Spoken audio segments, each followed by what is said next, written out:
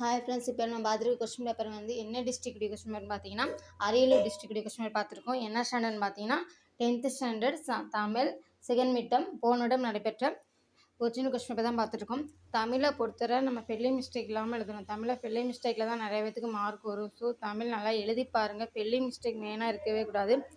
போயத்தை பொறுத்தவரை நீங்கள் மப்பட பாட்டு எழுதும்போது காமா 6 மார்க் கேள்விக்குறி எது இருந்தாலும் கரெக்டாக போடுங்க. அது போலன்னா கண்டிப்பாக உங்களுக்கு மார்க் குறைப்பாங்க. ஸ்பெல்லிங் மிஸ்டேக் இல்லாமல் எழுதுங்க.